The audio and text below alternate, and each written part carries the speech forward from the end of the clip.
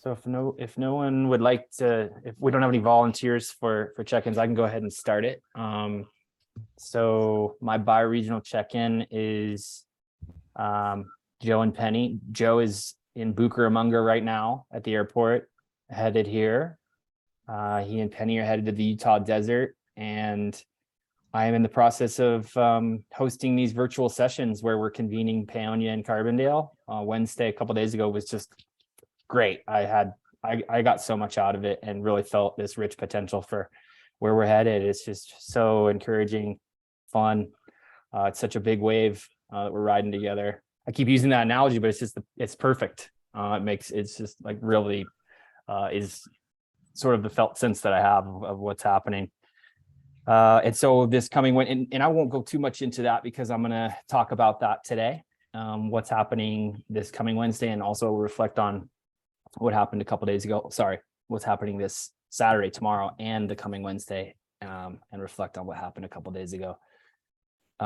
So on Friday, I'm going to be driving out to Paonia and Carbondale to meet up with Joe and Penny, and hopefully by then we've really generated a lot of excitement through these virtual sessions. And I really want to focus on invoking the landscape and bring a little bit more clarity to pro-social and common land in the meantime, both conceptually and Media and I have been discussing this a little bit, what those feel like, the potential within both pro-social and common land to generate more excitement and inspiration. So I'll leave it at that. So there's two things that I'd like to bring up. I want to reflect on Wednesday's session and share with you all a little bit of the agenda that I have coming together for tomorrow and next Wednesday as well. So from there, I'll pass it to Tricia. What's going on in your bioregion? And is there anything you want to discuss today? Can everybody hear me? Yeah. Okay. Awesome. Yeah.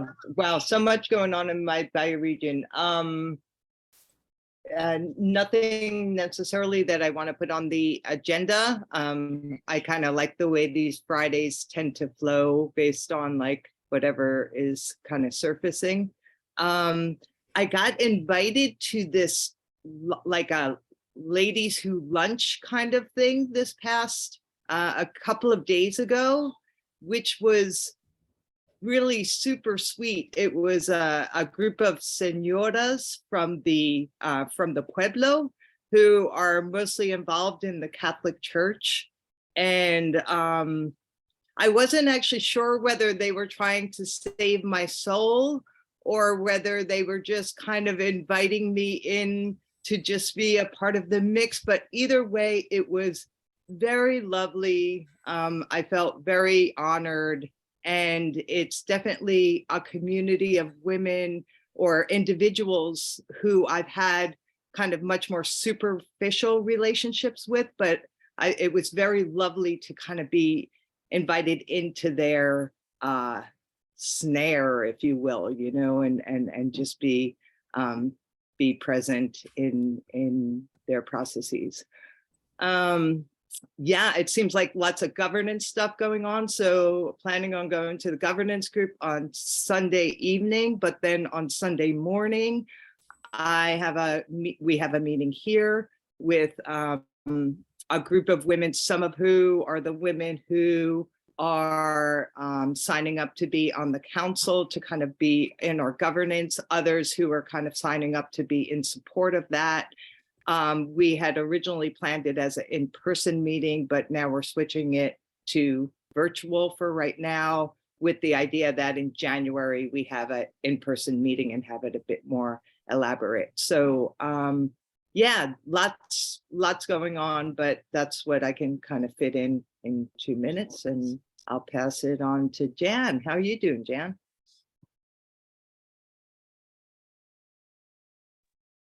Great. And yeah, it's so amazing to look out behind you, Tricia, and look at what your bioregion is doing. And behind me, it's like very different. And also I was thinking of that in terms of bioregional ease of connecting. Like I think of Barichara, I'm not quite sure about for you, Tricia, but that, you know, the ease of being able to just walk out your door, walk around the community, be physically, engaged because of the proximity and being outdoors. And like I spent, probably 2 hours digging myself out of the snow in my driveway the other day so I could get out. So it certainly limits the ease of natural flow of connecting. Because the snow is up over my knees now. So it's like we're I don't know what. Oh, Gail was, yes. Anyway, Gail probably is feeling some of the same things because she's in somewhat similar bioregion than I am. So yes, I'm still looking at, how are the ways to engage more here? And I'm feeling like, it's almost like, I don't know, is that kind of like an elder thing? I would like to be invited to do things versus, a little bit like Tricia, like, okay, this group invited you to do something, you're come together. And, I hate to be kind of always putting things out and the kind of marketing, putting stuff out, I'd love to be invited more, but so that's an easier access and how to engage. So I'm working around with that. And at the same time, knowing that Joe and Penny now are on this process of wanting to work with various bioregions, the sense of, well, what would it mean? What would it mean to invite them here maybe? Like, what would I need to have in place first? Or is that even possible? And what would all that mean in terms of before and during and after? And so just a beginnings of wondering about that. And then Claire and I talked a little bit about that in terms of hooking something in with the West Coast. For those that don't know where I am, I'm in the interior of British Columbia in the valley of the upper Columbia River, where the Kootenay River flows in territory of the Sinites peoples. So for agenda pieces, Tricia and RJ and I had a great conversation last Friday that raised some things that had to do with, what would be the support if there's conflict at both the ER level and at the on the ground level. What would be some ways of supporting that? A little bit about what does bioregional activators mean. So I'm a little bit curious about bioregional activators and bioregional catalysts, which I think we're kind of in process with, but I know I brought that up last time, like, do we need to do a reflection review of bioregional catalysts? And somehow I put it on the agenda, but we didn't have time to discuss it. So I'm just kind of like, that sense of being able to move into a reflective learning, not necessarily evaluation in that way, but like, what are we doing? How are we doing? What can we change? I think it's just a good thing to weave in.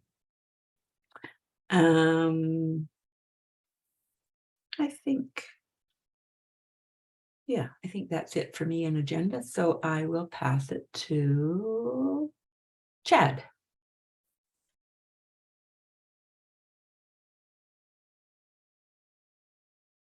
Hello. There. Yeah, I'm actually taking a lot of inspiration from what's happening. I think, like, pretty much everyone is, about what's happening in Colorado there. So for a long time, I've been thinking about what it might mean to catalyze and activate in this space. And one of the questions is, like, where to start and how to, who to find, how to find them, and how to frame it in a way that builds engagement. So, and also at what scale. So these are all questions that are coming up to me because I have, partners and friends and affiliates in my region at different scales, and have been,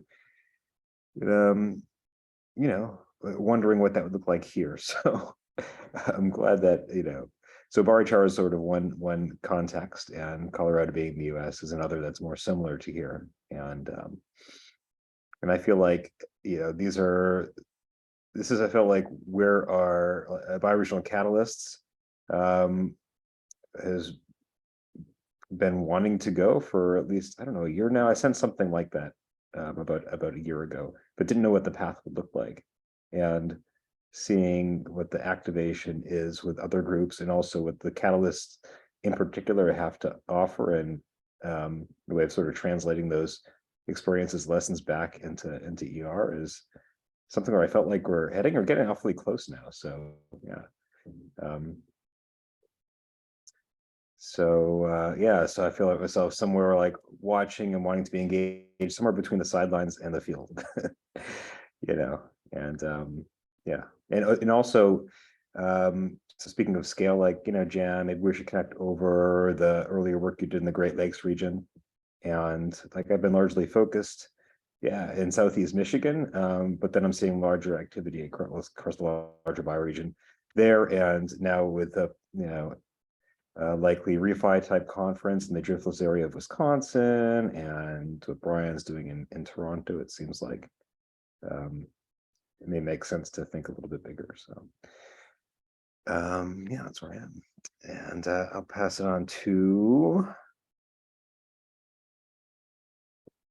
Gail. Do you mind if I interject for just a second and ask Claire if she can grant access to edit the notes doc so I can help you? I want to just throw together the agenda. Sorry. Thank you. On to you, Gail.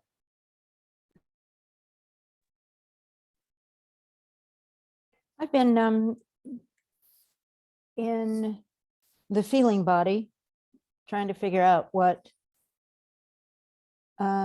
tension and excitement I felt from Wednesday's meeting with Carbondale and Paonia, the follow-up of Paonia. Because I know that area, and I thought, oh, how exciting that they're really pulling together.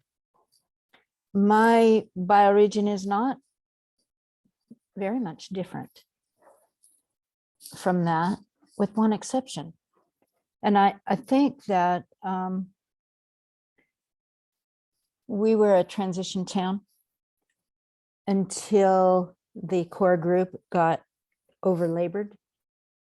And then it just completely folded. And it was 5 years a transition town. But the core group did all the heavy lifting.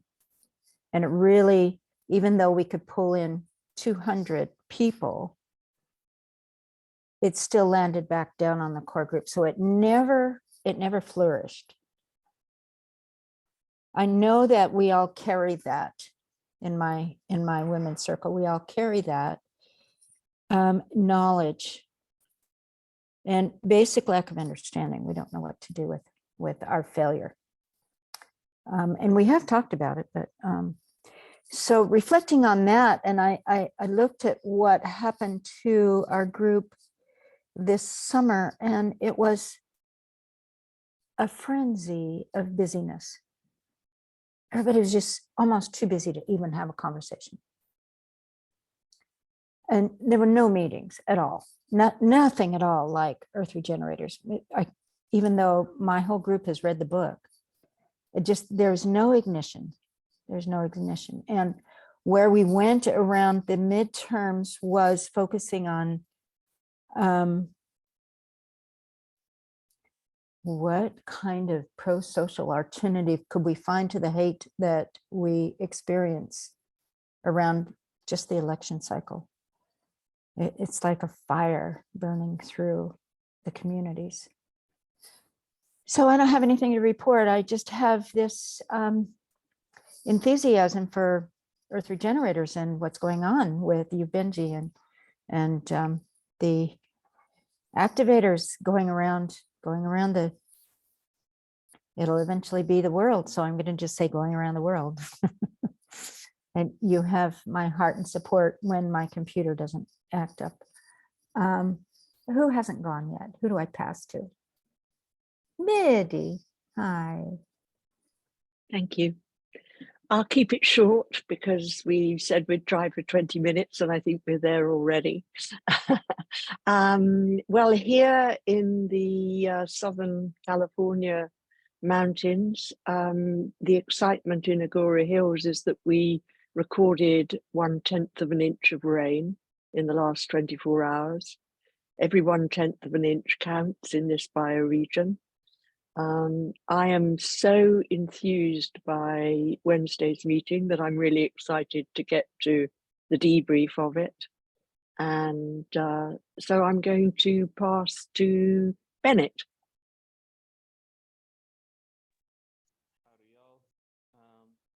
just coming in from the House Plateau subsegment. Bennett, your audio is really quiet.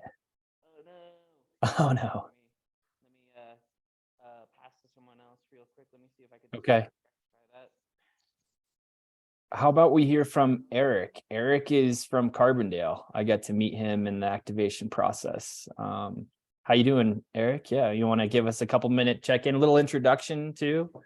If Yeah, you don't sure. mind. I recognize all the beautiful faces here from. For me. Oh, Bennett, you trying again? You guys got me? Yeah, way better, dude. Okay. I'm gonna let Bennett jump back in real quick. Go for it, dude. I'll jump in after you. Weird. Sorry about that. I was trying out these headphones because I wanted to like kind of block out the background music, but whatever. Yeah, just checking in from the Taos Plateau, kind of northern New Mexico section of the Southern Rockies. Things are flowing right along here, kind of diving towards winter. Kind of missing out on a lot of the big snow action up to the north, but get the winds, so that's not too exciting.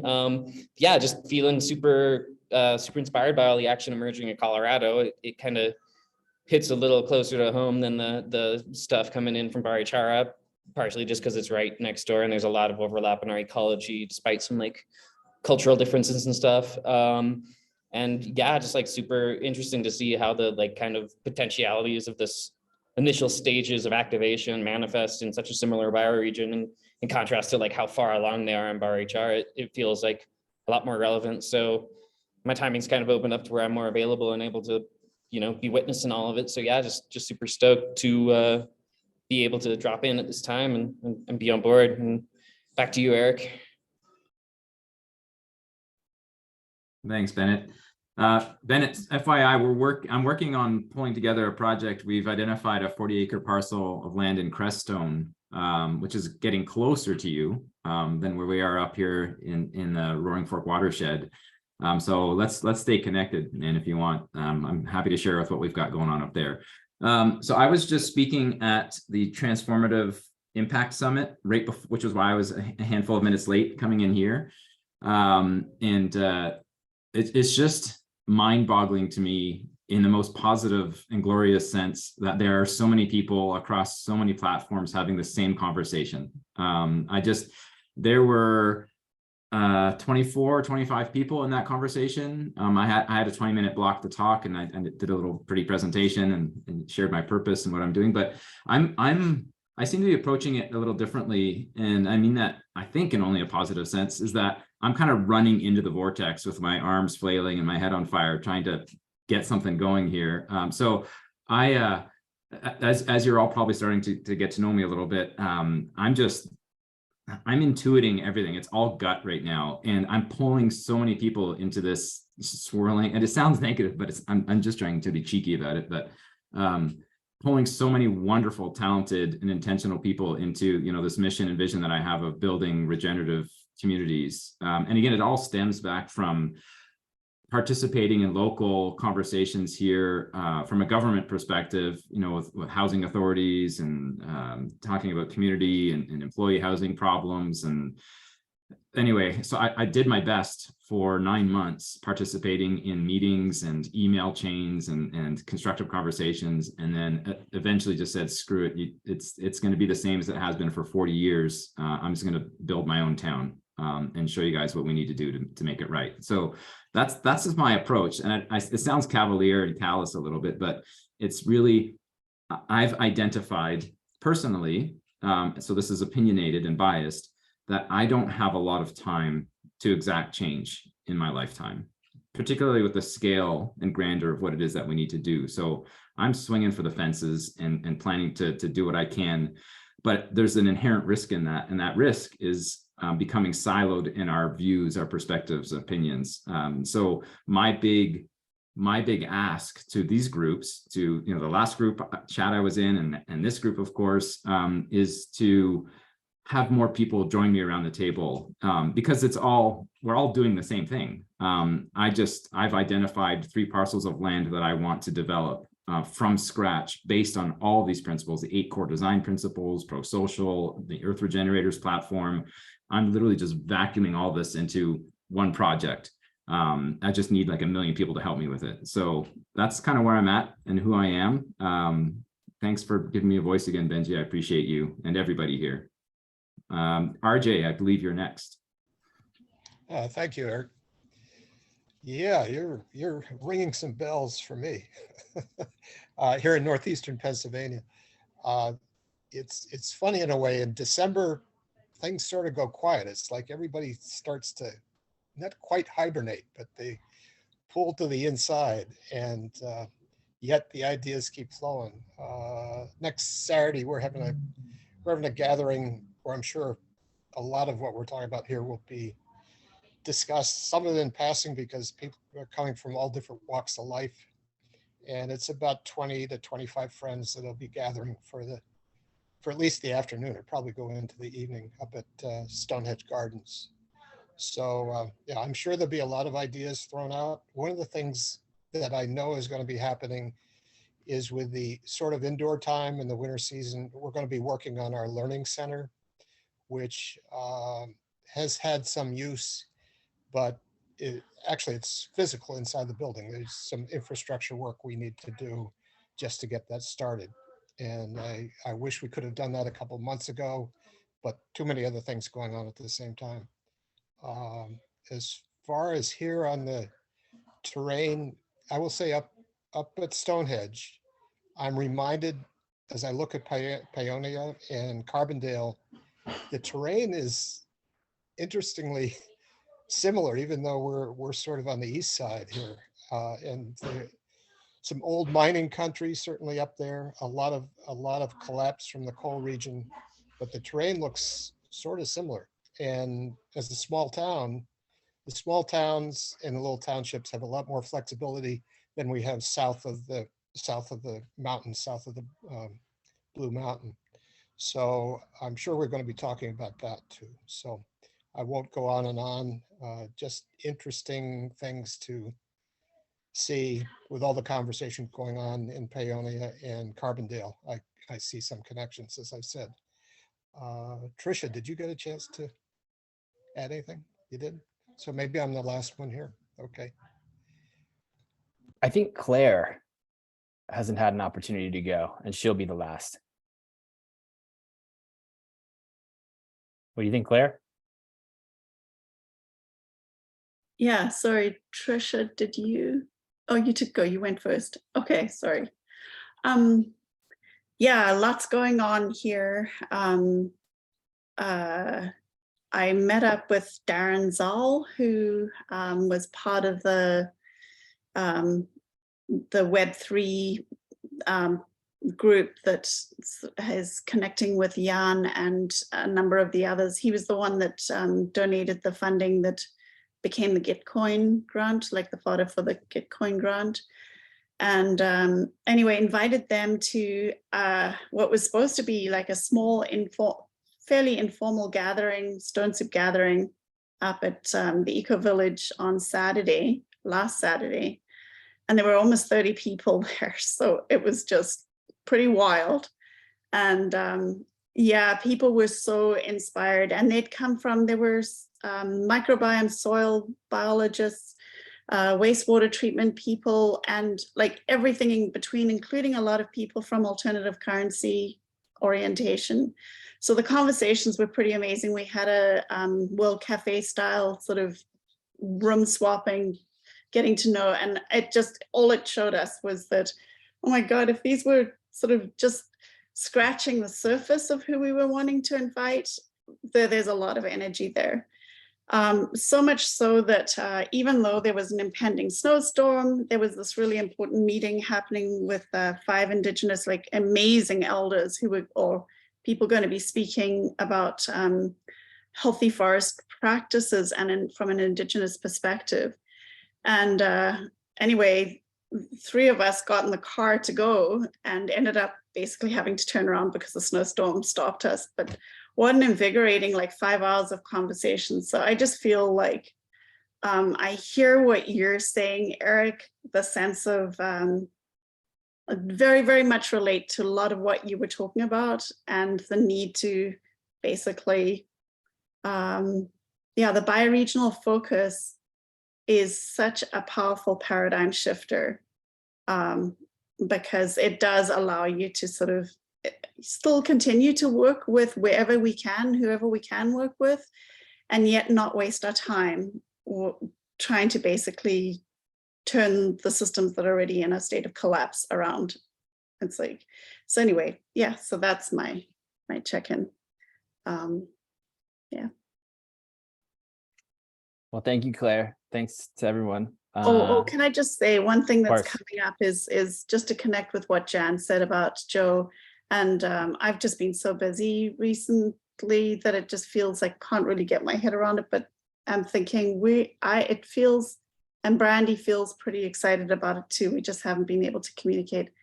I think we all are thinking that it would be good. It'd be fabulous to have them come, have you guys, even you, Benji, if you're part of that team. So yeah. Well, that's really exciting. Yeah. And perhaps we can have a little bit more of a conversation around that today. Partly provoked by Jan's question of what does it mean to have Joe and Penny come, and what sorts of initial conditions do we want to try to aim towards? Like, what does it look like before they arrive? What indications can we have that we're ready? I don't have any answers to these questions, really. I've got some insights, maybe, and some intuition, but I think that that would be a really rich conversation. Something that also I think would really be important for us to, or valuable for us to cultivate a deeper awareness of in general, so we can share that with other bioregions, prospective, interested, aspiring bioregions, if you will. And so that brings me to the agenda. We've got what I count as 4 items to discuss. Please let me know if I'm forgetting any of them. The first would be a reflection on this past Wednesday's convening between Carbondale and Paonia. The second is to discuss the next 2 virtual meetings between Paonia and Carbondale, and sort of what I'm intending, and get some feedback from you guys. That'd be excellent. And then I heard 2 from Jan. I heard the one that I just mentioned, like, what does it mean to invite Joe and Penny? What is the bioregional activation process? What does it mean? And also I heard a call for reflection on the bioregional catalysts, which I think could be kind of timely. I don't know how much clarity we can bring, because there's just so much changing so quickly right now. And there's so many unknowns looking forward, but I think it's definitely valuable to have that conversation in an ongoing manner. Even I think that could help us to be most adaptive and ready for changes when they do come. Were there any other items that we'd like to discuss that I'm forgetting?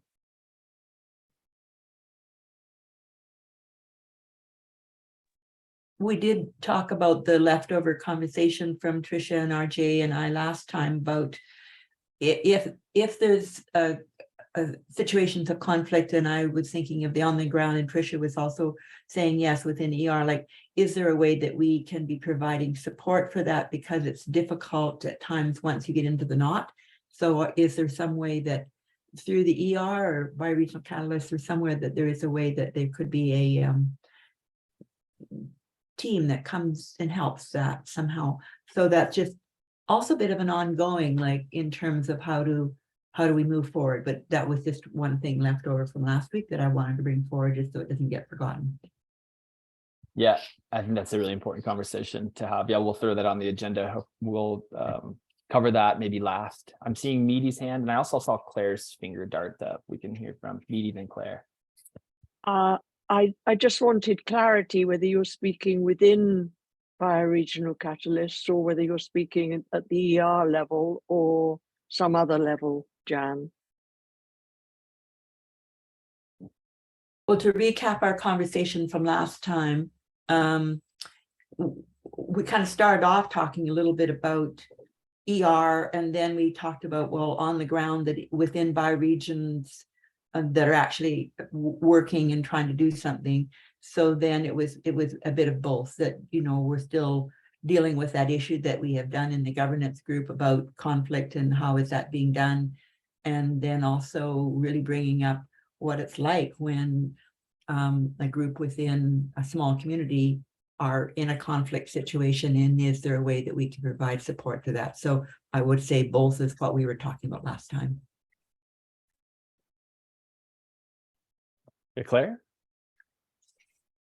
Yeah, just to say, it's not for discussion right now, but just to flag it, is that something that around setting up the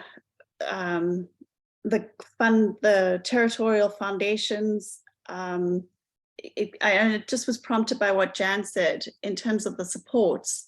So, you know, how we set up a territorial foundation, because these are the first things that you're really starting with. And just, I guess it's the hand holding and just making sure we're like thinking about the right things, because that brings in the governance piece. It's like all of those bits that are, yeah, really, I think it's the hand holding piece. It's just knowing that you've got some of that scaffolding, and it's more just flagging it to say, yeah, where does that fit? How are we thinking about it? Is it even in the pipeline? Yeah, definitely. No, I think, I mean, based on conversations that I've had with Marissa in Paonia, like this is really relevant for her. I think this is going to be a really important early phase, and something that guides the developmental process for landscape partnerships. Looking to Joe and how this unfolded in Barichara is interesting as well. Not to get too deep into this right now, maybe we just add it to the agenda, but just really briefly, I'll say, the pattern that he laid out, I think, or explored, is bringing in things like money, bringing in things like purpose to then organize governance around, to be the catalyzer for us to begin exploring, well, how do we manage this together, whether it be the money, whether it be some other intention that is collectively shared. And that, I think, built towards their territorial foundation. I think it's something that we can begin practicing immediately, I think, is the lesson there. Governance, bioregional governance is something that we can right off the bat start exploring. So let's add it to the agenda for sure. We'll see if we can squeeze it in. Okay, I'm seeing that there. So we've got a lot of things, and we've got 50 minutes left. So maybe we can just spend a few minutes reflecting on this past Wednesday's session to clear time for other things. So what I mean is the gathering where we convened Paonia and Carbondale. I just want to say one thing to sort of bring my perspective in, and then I'll pass it over to you all. I felt like it was an activation moment for us, for the bioregional catalysts, if you will. I felt like it was a moment where it's like, okay, this is what we've been preparing for a year and a half. And the conversations that we had, I felt really prepared us to actually provide support and some valuable perspectives. So I just want to say bravo, everybody. It was really exciting. I felt like it was a big transformation for us. And that's all I want to say for now.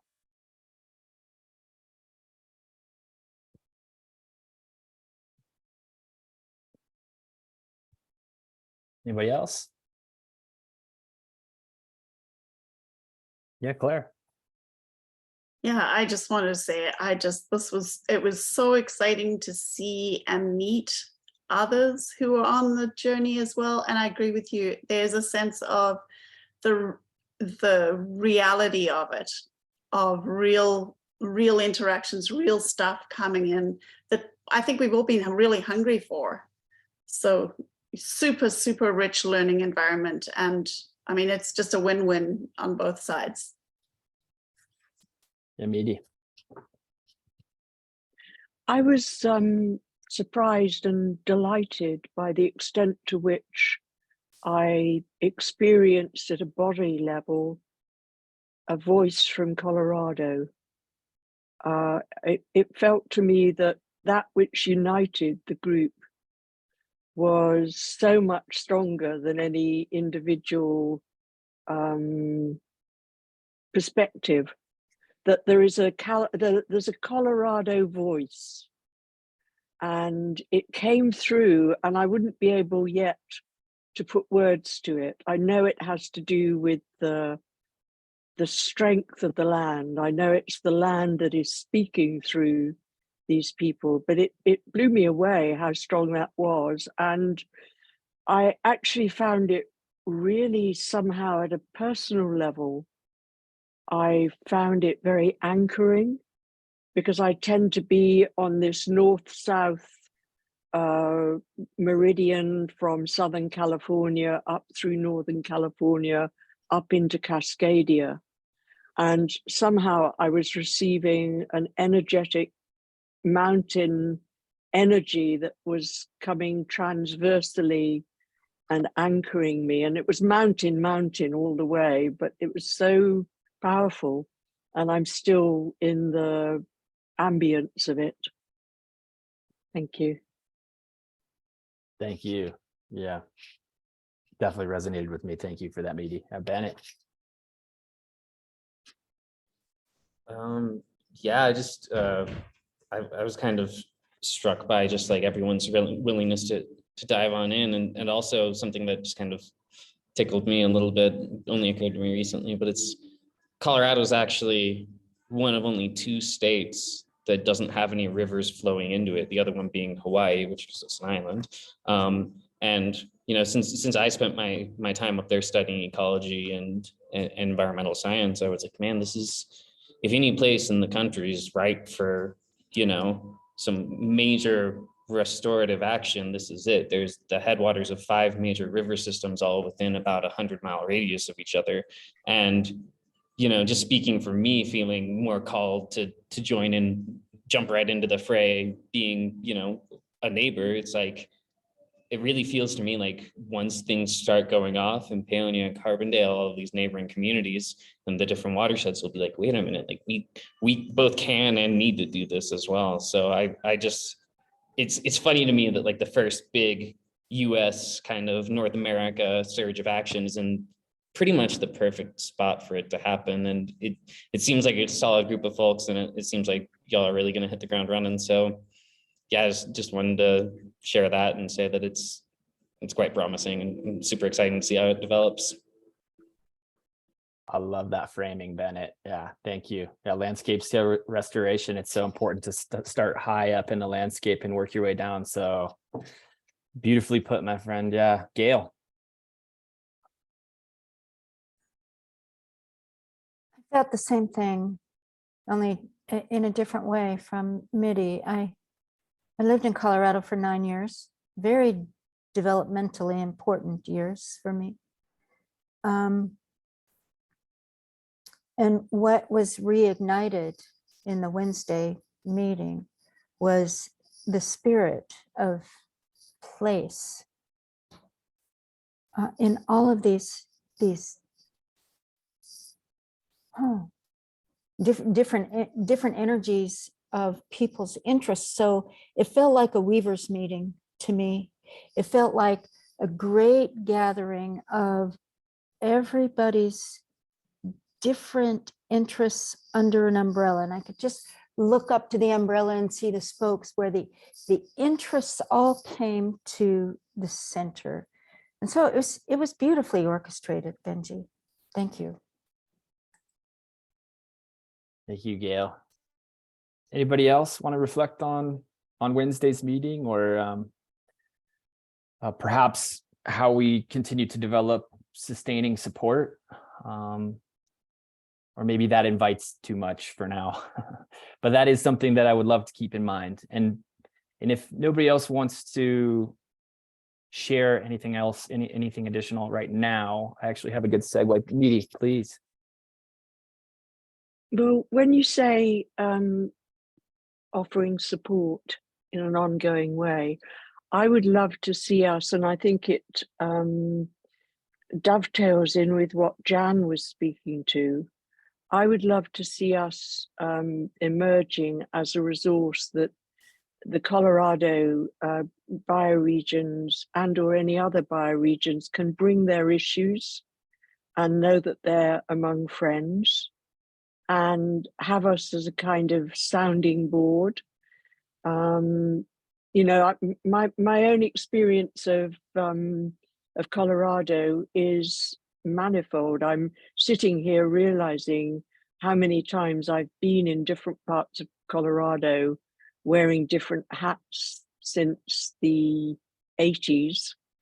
And so I'm already, there's a visceral connection somehow that I'm tuning into. That may not be the case in every bioregion that gets activated, but certainly in the case of Colorado, there's a way in which I know this energy and that's what was speaking to me on Wednesday.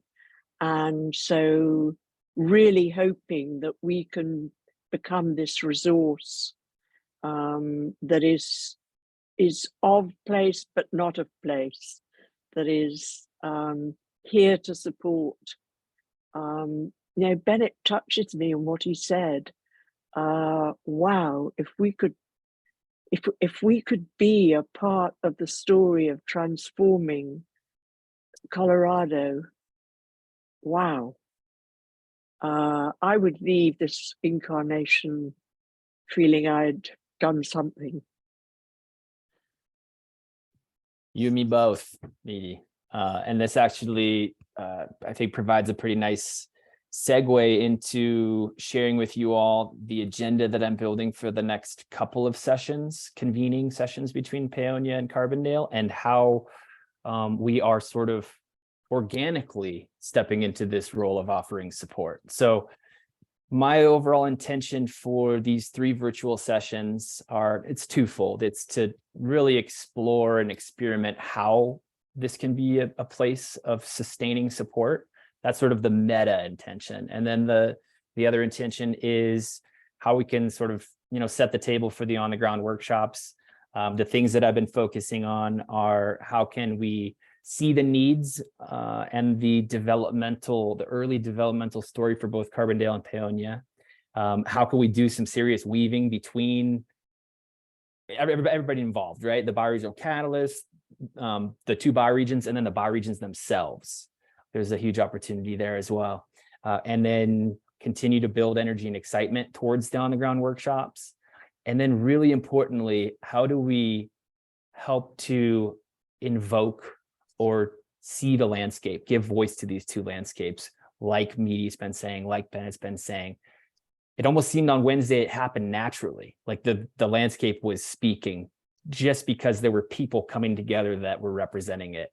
And so how can we encourage more of that? And so to reflect on how I see us sort of like organically stepping into various roles of sustained support, I had a conversation with Claire earlier this week around ideas for how we can, bring the voice of the landscape to life. And she shared with me a beautiful and simple idea of bringing an artifact that represents the land in some way, shape, or form, a rock, a piece of art, a picture, and to tell a story about that. Invite the person to tell a story about that so that we in the digital space, in the ether, or people coming from another bioregion can hear the landscape in a different way. And this also, I think, really invites an embodiment. It invites us to really feel into this emerging story as well. Wednesday, I felt, was very conceptual. We heard from Marissa all their needs. We heard what's arising for her with relation to this activation process. We heard from Lisa, we heard from Rita, and we were in thinking space, and partly inspired by media and something that came up in the Varchar and Beyond update. What was that, yesterday? Where somebody said something very vulnerable, and Needy just wanted to honor that person and really reflect on what that felt like for everyone. I want to carry that inspiration and that sentiment forward in the next 2 meetings. How can we give voice to the landscape, and how can we just generate more excitement for the on the ground workshops? That's my intent. And maybe this is a good point actually to open it up for comments or questions. Jan. Well, it's just so exciting and reinforcing to keep referring back to the bioregion, the physical space, you're using the word landscapes, that just is that is being why we're doing this. It's that sense of having something way bigger than us that we're serving, that is the absolute piece that is necessary, that hasn't been there in all of the various ways of organizing that has been happening for decades. But that sense of really, really naming it, feeling it, embodying it, understanding that it's way bigger than us, and it's been there before us, and it will hopefully be there after us, is that which can transcend so much of the trauma stuff, the not knowing what to do, the collapse things that are coming, the, oh, I don't know, how do we do governance? Like, oh, I don't know, sure, but all those nitty gritty things that over and over again in community development work or social justice work or environmental groups or all that, it just, we just haven't been able to get beyond that. So for us to be organizing or being organized by our bioregions, by the earth, it just takes us into a whole different area. So to be feeling that palpably already with a new group coming in and having that strength of feeling that, I missed part of the meeting yesterday because the snow took out my internet and I didn't get to hear all the parts of it. But just to feel that, like I can just almost have my heart burst open with the importance of that right now. So thank you. Oh, that's beautiful. Thank you, Jan. And this is a beautiful segue into sharing with you all the idea that I'm exploring right now to sort of set the context for the meeting tomorrow. I've been talking to Joe and Penny a lot about the importance of setting context, of creating a shared place of understanding, space of understanding for us to then collaborate within. And so in the meeting on Wednesday, I talked about the story of collapse and regeneration, and then I talked about the anchoring themes of pro-social and common land. And like I mentioned before, that was all very conceptual as well. And so Meady said some really beautiful, heartfelt things about pro-social just the other day. I forget which meeting. This, meetings coming from all directions. I can't keep track of them anymore, but I know she said something great. And so I invited her to invoke pro-social in a very feeling sort of way. And I plan on then following her and talking about how landscape partnerships, while they're a model, right, they are also an idea, and they carry a certain spirit, or they're a container. I don't really know how to describe it, but you said something, Jan, about wanting to be part of something that's bigger than ourselves. And so I wanted to take that spirit into communicating what landscape partnerships can be. They can be a vehicle where we are really becoming part of the landscape as a community. They're nothing short of that. And a lot of the details are just that. They're details. Like, that is the important idea to communicate. And I want to communicate it in a feeling sort of way. And then my idea was to hear from a couple people in the landscape, have them share a story and share an artifact, or through an artifact. And then I was going to jump into campfires and just create a place where we can get into deep dialogue, go into breakout rooms, small room discussions, and just respond to what we, were just brought into. And then I figured we could end the meeting with coming back around the big fire and sharing what came up. So that's the plan for tomorrow. Welcome comments, questions. And if there aren't any, then we can certainly move on to our other 4 items. We've got a lot of stuff we wanted to fit in today, but I'll give it a moment. Claire? Yeah, I really love everything that you've articulated. And just to say, creating the conditions for openness and vulnerability. And I don't think that you can shortcut that. And so those, to me, you've just named really fabulous ingredients for doing that. And to try and do more would, like Kamalafe, Bio and Kamalafe talks about, we keep quoting him, but yeah, slow down to go fast. And to me, that is exactly, this is such a good approach. Yeah. Sweet, yeah. I'm looking forward to it. Yeah, meaty. And also, just to say, sorry, is that it puts relationship right at the heart of what we're doing. Like that, it's centering it on relationship, and that's why. And so when people, I just want to name this as well, is that I don't think there's been any community process meeting I've ever been part of where there aren't some people who are like, yeah, but we've got to get on with it. Now, there may not be as many people doing that in this group, the groups that are coming together, but a lot of the time it's like they start to sort of, we need to get on with it. Yeah, we can't just do all this, nice fuzzy talk. We need to get on with it. And it's like holding that and make it the priority is, yeah, because MIDI.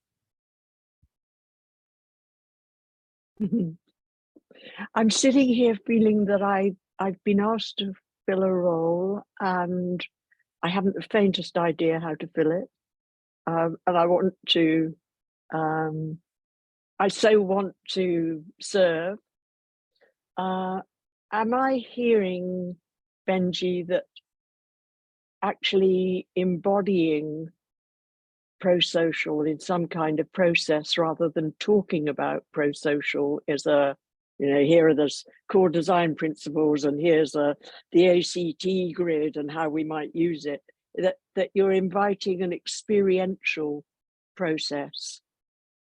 Okay, well, I can speak to what stayed in me bodily after the meeting. What really touched my heart was the voices who aren't present.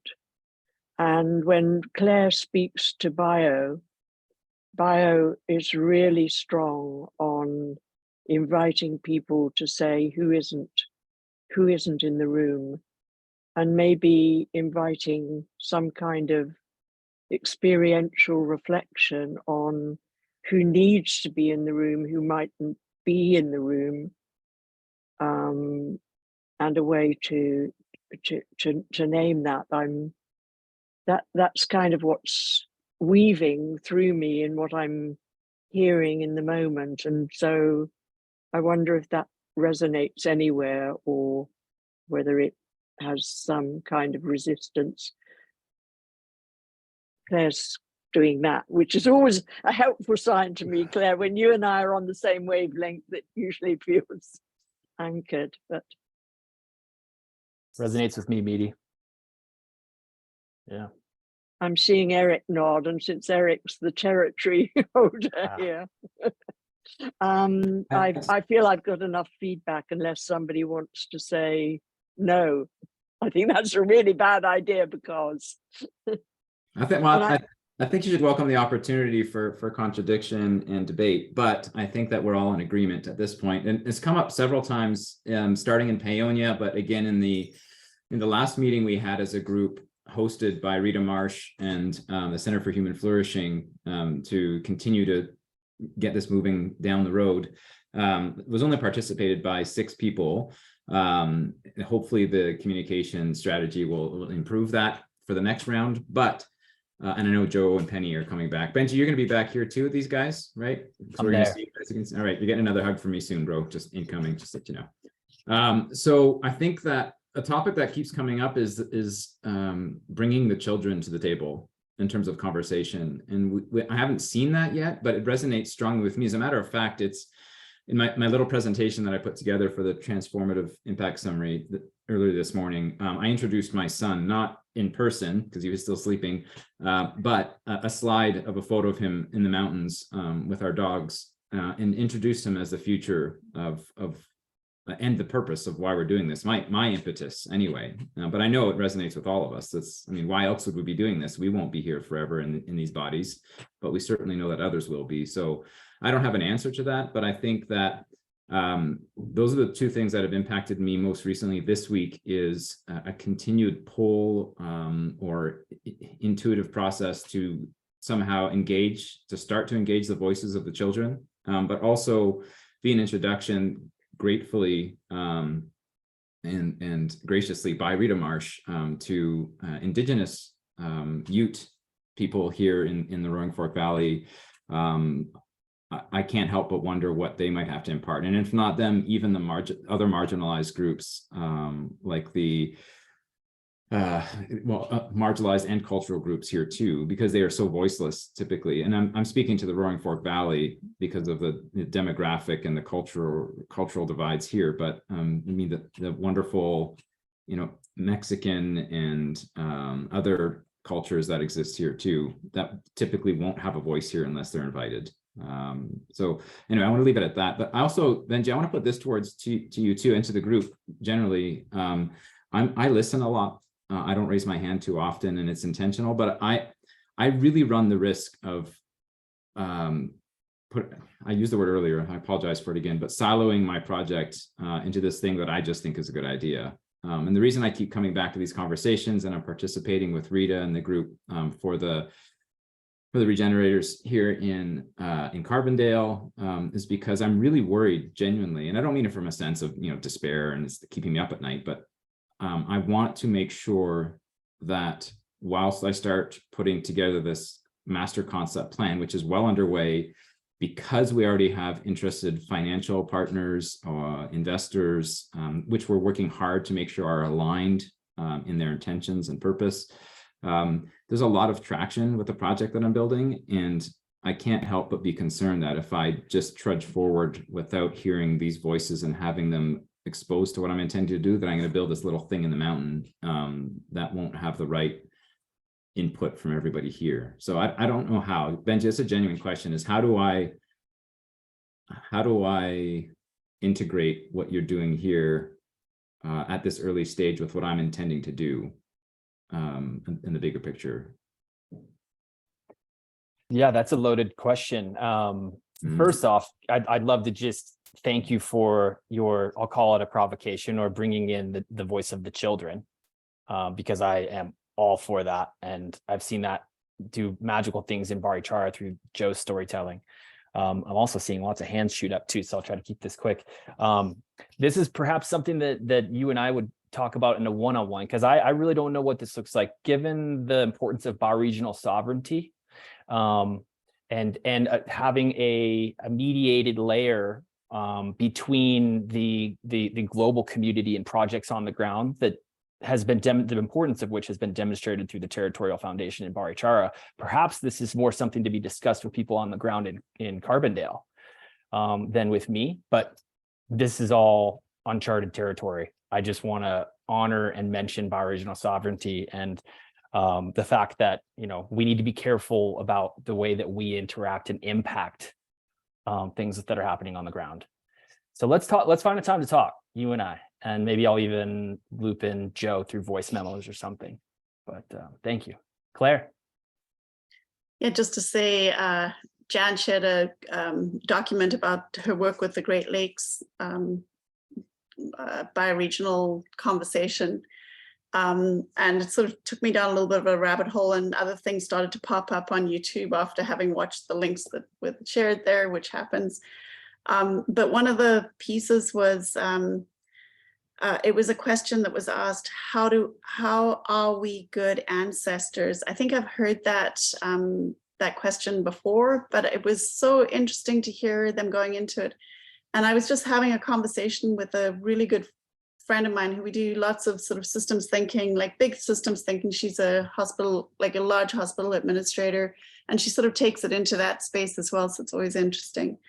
And but the question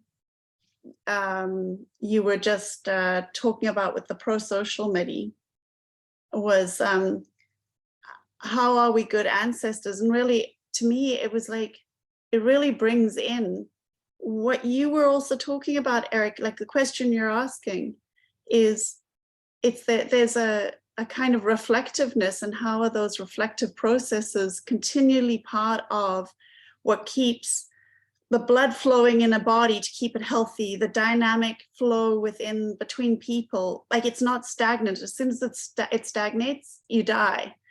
And these processes are no different. They have to be continually flowing. So I think the campfires, or the places where you're having regular check-ins that maintain the dynamic flow, is absolutely key to anything. Not because the siloing is like stagnation in a way. So anyway, but that question, how are we good ancestors, I thought was so brilliant at keeping us also humble, and who is aware of who's not in the room. Yeah. That's great. Thank you, Claire. Just real little quick plug. I'm totally gonna try to bring more energy to campfires, do what I can, because I think they serve such an important role. And I'm so grateful to people who've been carrying them over these months. But I want to hear from Jan, and I also want to just point out we've got about 25 minutes left and 4 more topics. So Jan. I just wanted to respond to Eric, because I really feel that your question is, how to do this, feel the excitement of it, but not silo it, and how does that impact everybody else in the context of all the relationships that ripple around.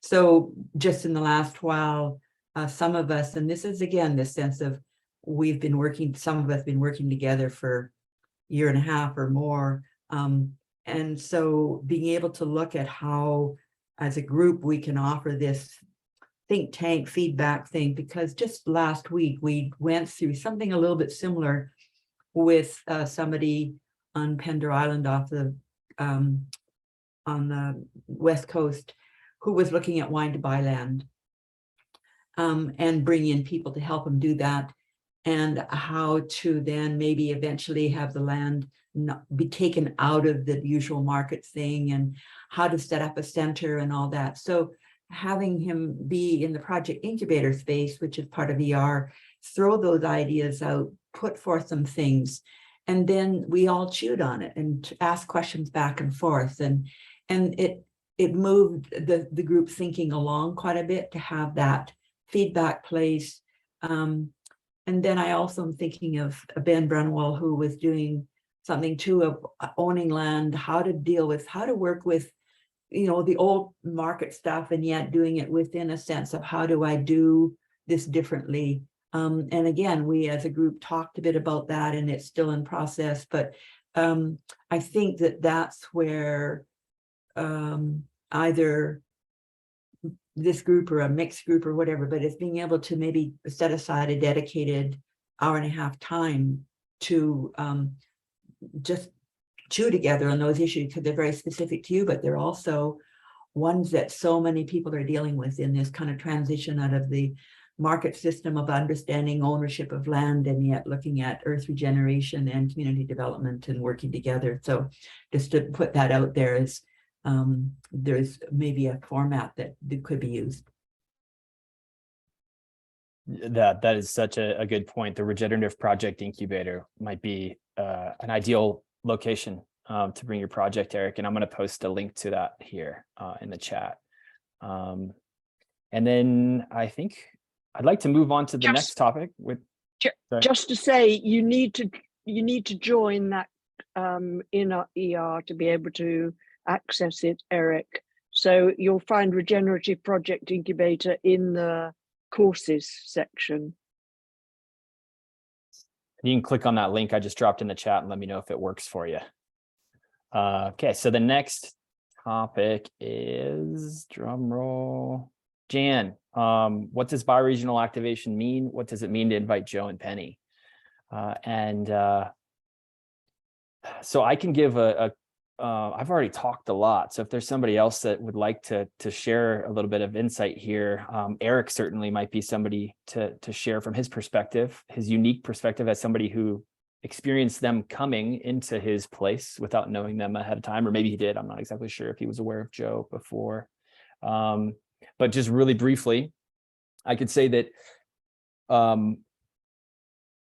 my experience of it was that Joe has been working on this story for so long, and he is such a master of framing, of bringing people on an emotional ride that has some sort of conclusion with the story that he has been working on with community in Barichara. So he brings people on the story of collapse, and then brings this very compelling story of possibility from a particular bioregion, which I think really draws people into the narrative. He's not changing their minds, he's changing their hearts.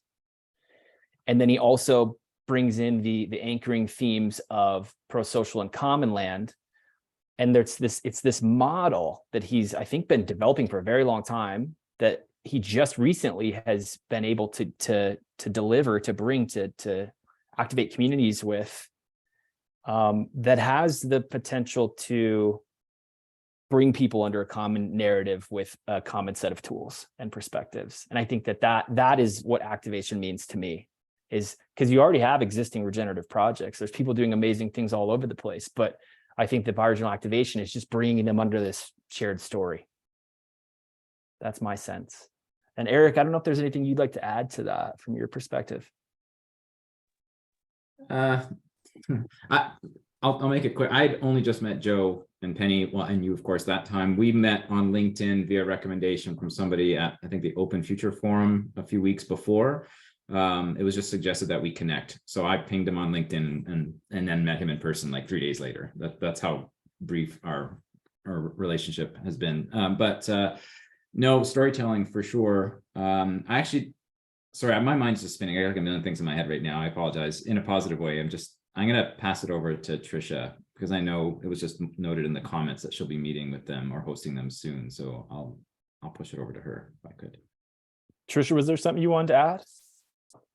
Otherwise, I see Jan's hand. Well, I just wanted to clarify my question, because it wasn't so much about what would Joe do, because I have a sense of that.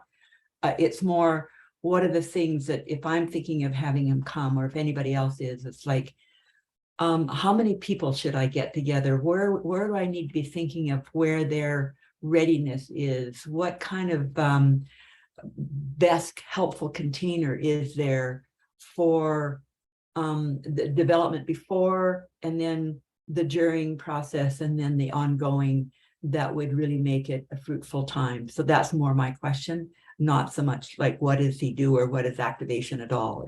That's so I just wanted to clarify that. Okay, yeah. I think we'd love to hear from Trisha too. Yeah. Sorry for the misdirection. Yeah. Do you want me to answer that right now, or do we want to hear from Bennett? You can go ahead and answer it. I mean, Okay. it's kind of a tangent, so. Okay. All right, great.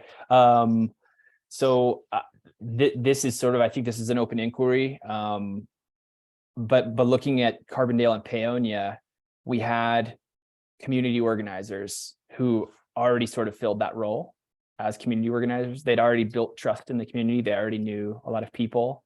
And so they were in the position to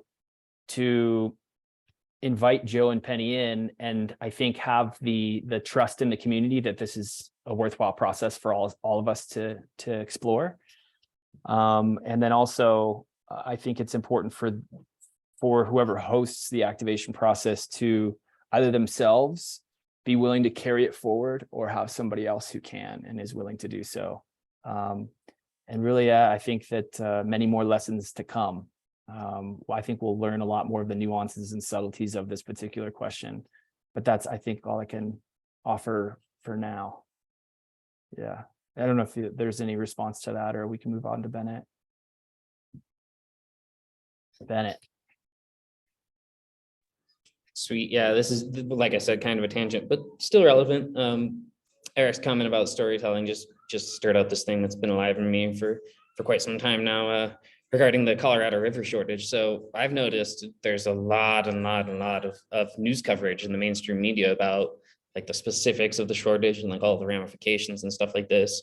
So that like folks who may not even be oriented towards like ecologically oriented thinking, or like being tuned into those channels, are likely to be aware of this at this point, if they even have like a peripheral association to the watershed. So I'm just kind of thinking, since we're moving towards like there being this activation process in these two communities pretty high up in the headwaters, just like kind of wondering how we would capitalize that sort of awareness and that kind of like psychic energy that's currently alive in the public consciousness, and kind of shift that problem-based focus that's the dominant narrative in the mainstream media towards the solution-oriented context, because the solutions exist, we know about them, you know, like it's just a matter of like connecting the dots for people. So not super relevant to the last, you know, few conversations, but just something that stirred up in me. Eric's mention of storytelling that I just wanted to speak to and like get the wheels turning on if anyone, you know, has some stuff to contribute for that. Yeah, Claire. I know I've said a lot, but that is, I think you've raised such an important piece, Bennett. Jumping on like the opportunities as they come up and being aware, like that's just that awareness. And it's and it is how, yeah, I just to say a flag that's really important. And often the getting siloed and stuck in what we're doing, that's like not a paying attention. We're paying attention to the land. It means the media as well. It means the awareness. It's everything. Mm-hmm. Yeah, Bennett, there's no way that you can join us for these workshops, is there? Man, I could maybe come up for Saturday. I work Friday and Sundays, but it's so slow right now that I could probably try and swing it, you know. It's still kind of the calm before the storm, as it were. So Yeah. I'd really like to, for sure. I just like, the hard thing for me, it's like, it's really hard for me to justify just blasting up and down for just a single day, which is what I would have to do for Saturday if I had to work. But I mean, there's literally nothing going on down here right now. So I might be able to swing it. I'll check in and see. Well, let me know there's people coming from the Front Range as well. This is growing. It's getting exciting. Yeah. It already was, but so I want to, we've got 14 minutes left, and I don't think that we can realistically cover all three of these topics. So we have reflect on the purpose of the bioregional catalyst. How can we provide support on conflict and setting up a territorial foundation / governance structure early on? Is there any one of those topics that seems most pertinent to the group? Maybe if we could just hear from like one or two people. I actually have a question first. I want to make sure that we've answered Jan's question, because I don't know that it got answered necessarily. I appreciate that. Yeah, Jan, what do you think? Do you In terms want of what needs to be provided to Joe, I guess, to create? I'm rewording it, and I'm maybe butchering it a little bit, but from what I understand is, you know, what is the main attractant and accelerant in terms of Joe's coming and going to a new region potentially? And I think it still comes back to master storytelling, including the environment in which the story will be told, and finding a moderator who is that master storyteller and connected to the community. It's what everybody's just stated, including you, Benji, is that I think for Joe to go there and for what he would need to be provided would be that intimate, warm space. And then knowing that the intention is set forth in his absence, that the conversation doesn't stop there. Otherwise, what's the point of traveling to that space if the conversation ends when he leaves? Which is why he's said over and over that he needs a really strong invitation from the landscape in order to go anywhere. And he's sent me messages of other bioregions that are giving him lukewarm invitations to give me a sense of what a lukewarm invitation is. He wants something that's like, okay, this place really wants this story. The landscape is really ready to convene. It just needs that activation story. So yeah, Jan, is there anything else that we want to explore here? Well, I think it's an ongoing, and it's not that I mean, I know lots about community development and how that happens, but it's more, it's my own internal question and wondering what that would be. And I think it's just, and also, and I think there is a whole sense of what does it mean to bring an outsider in who is really, really charismatic, who is really strong, has really got a message, how to best hold that and work with that energy. And so then so it's not, so it's like, it's a very alive, dynamic aspect of the engagement, the situation. And it's like, and really recognizing, and this was some of the conversation that RJ and Trish and I had last time about even the term activation. It's like, well, if there's already people doing a lot of things, we need to really, really, really know that we need to recognize what's already there. What does it mean to bring someone new in? And so whoever is helping build that really needs to know a lot about how that works, how that works locally, how that works to bring someone in, what happens during that, how that continues. So that, yeah, so it's a big piece, but it just feels that I'm just tapping into wondering about it, because I feel like, I don't know, like if I had a few more months, but maybe I don't. And if if his schedule is filling up and Trish is already feeling like she's on maybe or not. And I'd love to hear from you, Tricia, but I also know we're rushing time. But I think, yay, you put your hand up. Good. Okay. I'll get out of here. Meaty. I'll speak very quickly.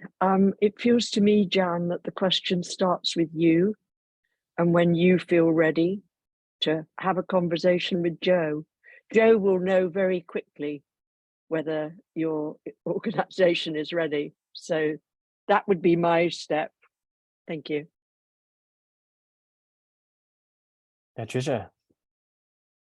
Yeah, so I think there's I think that there's this beautiful opportunity with Joe and Penny visiting bioregions.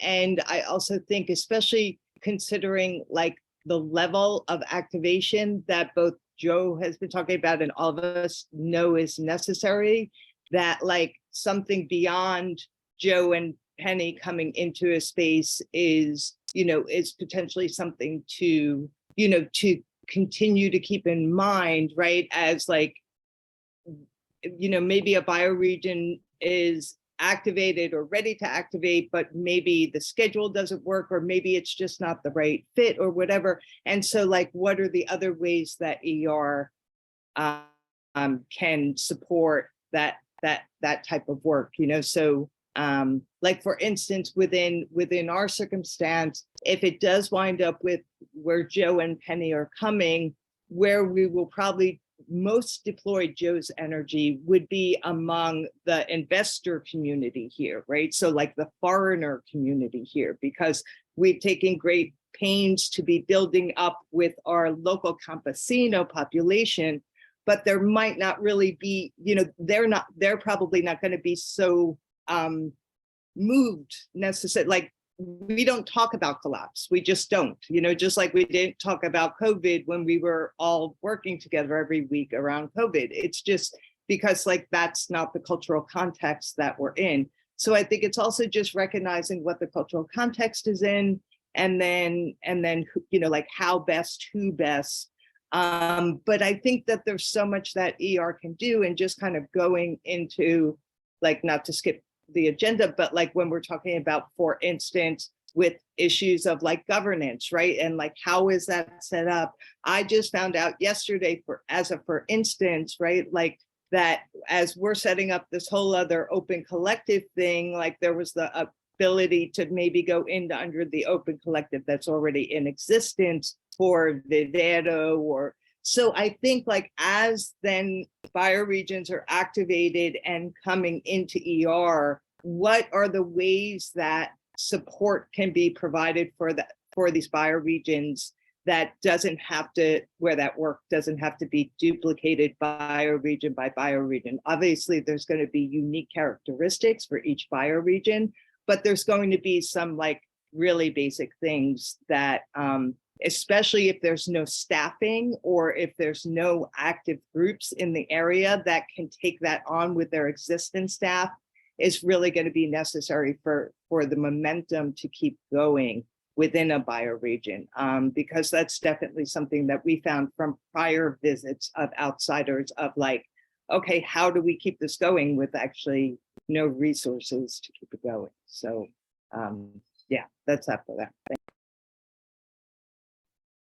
Yeah, and those are questions that I'm also present with as well, as I think about how I can offer conversational spaces or teach-ins for sustained support for bioregions. Maybe it's not sustained support, maybe it's just support in general. So yeah, so I'm looking at the time, and I don't think that we can do justice to any of these topics by talking about them for 5 minutes. Instead of that, I'd just like to invite the people that we haven't heard from today. Maybe they have something that they want to contribute or throw in, just to give you the opportunity. I don't want to put anybody on the spot, but Chad, RJ, Gail, Trisha, back to you. If anyone else wants to go, but there is something I wanted to follow up with, but I'm going to leave the floor open in case anybody wants to go.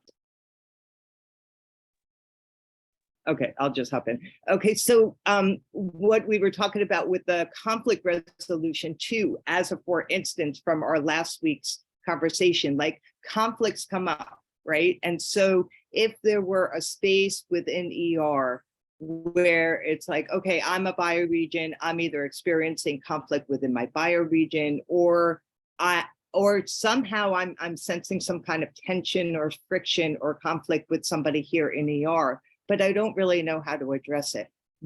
Is there somewhere I can go within ER? And that's what RJ and Jan and myself had talked about, like, wow, would it be possible to maybe have like some group that's like the mediation group or something that people agree to join in on? That could be a place for me as a person who's dealing with a conflict where I could be like, can I solicit support for you to mediate this this situation within us. So I think there's like, yeah, just these things that are kind of universal, no matter what bioregion you're in: governance, conflict, meetings, like all of these different things where it's like, oh, okay, how can we provide some level of like, not necessarily template support, but support that would be appropriate no matter what the bioregion is. So, yeah. Would anybody like to respond to Trisha, or are there voices we haven't heard yet that want to share something? Anything? Meaty? Just to say, I am really excited that conflict is coming up as a discussion topic everywhere. And I really hope we can be transformative in our approach, and that we can see that if a conflict's coming up in one place in the community, it's actually a reflection somehow of a conflict that we all have some ownership in. So that actually embracing conflict as community conflict, rather than having a model where we've got the conflict resolution experts or the mediation experts, it's actually recognizing that we're all in this together. And I think there's a wonderful opportunity for us to actually develop new ways. The theme for me is peer to peer. If there had been a Messiah who could have solved the conflict problems in the world, they would have appeared by now. We're in it together, and so recognizing and owning, and I'm really excited about this. And also, if anybody wants to explore this conversation a little bit more deeply, I encourage you to watch the bar chart and beyond update from yesterday, where Joe talked about how for all of this work, we're going to have to navigate the shadow realm, because it's in all of our lives. And when we're coming together into such deep collaboration and investing in the commons together in these long-term processes, it will require that we navigate shadows, and we try to explore them and make them as visible as possible. And yeah, conflict is going to be a part of this for sure. On that,